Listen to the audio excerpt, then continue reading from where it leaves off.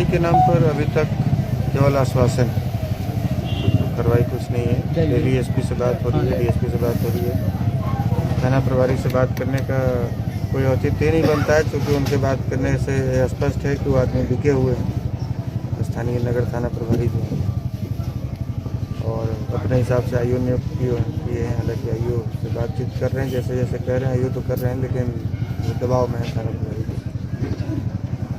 वहाँ एक मंत्री का संरक्षण प्राप्त है उसे, जो मुख्य अभियुक्त है वहाँ, जिसने इलाज के लिए जाने से भाई को रोका, जिसने इलाज में विलम्ब कराई, जिस वजह से हमारे भाई की मृत्यु हुई। उसका नाम राहुल चंद्रवंशी और एक चंदन चंद्रवंशी, वो जेएमएम का युवा जिलाध्यक्ष है। हत्या के बाद खुद को बचाने के लिए उसने जाति कार्ड भी करने का प्रयास किया, लेकिन हम उनके जाति के लोगों से भी अपील कर रहे हैं कि कभी भी यदि मैं गुनाहगार हूँ तो मेरे साथ बिना सोचे समझे आप जाति के नाम पर मत खड़े हों। यदि वो हत्यारा हमारी जाति से और हमारी पार्टी से होता तब भी क्या मैं उसको छोड़ देता? नहीं छोड़ता। तो उसमें जाति नहीं ढूंढी है।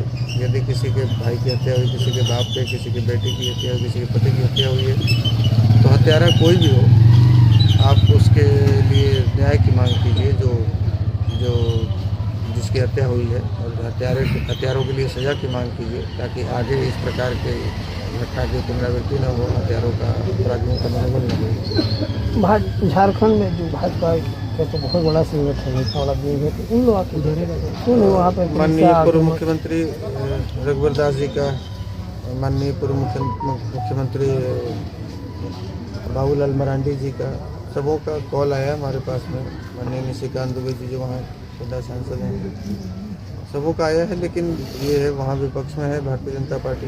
ये तो अपने अपने स्तर पर सब लोग प्रयास कर रहे हैं, डीजी को भी फ़ोन कर रहे हैं, एसपी को कर रहे हैं, जहाँ तक बन पा रहा है वरीय प्रशासनिक अधिकारियों को फ़ोन कर रहे हैं। लेकिन जिनकी सत्ता होती है, और यदि सत्ता में कोई मंत्री पद पर है, और यदि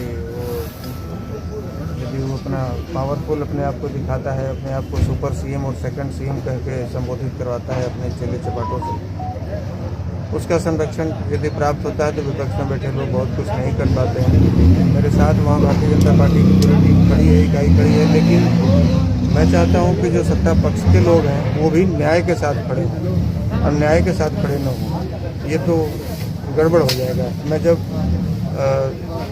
पिछले चुनाव में जब माननीय हेमंत सोरेन जी जेल में थे, उनके सीएम हाउस से मेरे पास मैसेज आया था कि कल्पना सोरेन जी गांधी विधानसभा से चुनाव लड़ रही हैं, संतोष जी आपको चुनाव प्रचार में आना चाहिए, ऐसे पूरे समय उनका साथ देना चाहिए। मैं बगैर कोई सोचे समझे, मैं किसी पार्टी में नहीं था, मैं अपना संगठन चलाता था। 7 दिन तक जाकर गांधी विधानसभा में प्रचार किया।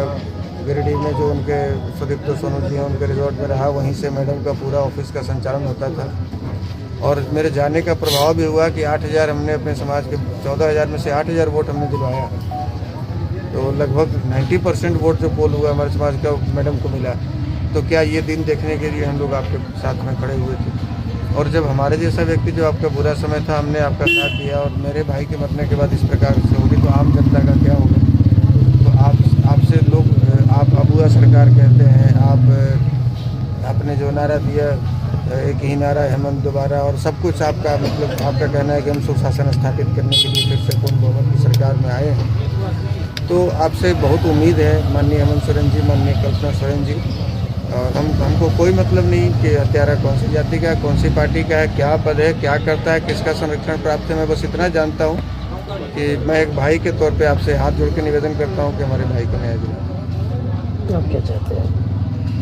न्याय चाहते हैं। जो अपराधी है, बिहार सरकार आपको कितना मदद कर रही है? बिहार सरकार से आज अभी थोड़ी देर पहले माननीय उप मुख्यमंत्री विजय सिन्हा जी आए थे। उन्होंने कहा है कि मैं हेमंत सोरेन जी से बात करूँगा। विगत दिनों परसों मेरे पास माननीय गृह मंत्री और उप मुख्यमंत्री सम्राट चौधरी जी का भी फोन आया था। उन्होंने भी कहा है कि थोड़ी व्यस्तता है, मैं आऊँगा आपके पास, फिलहाल केस की पूरी जानकारी मुझे दीजिए और FIR की कॉपी मुझे दीजिए। तो हमने भेजा था, उन्होंने DGP से बात की, झारखंड DGP से।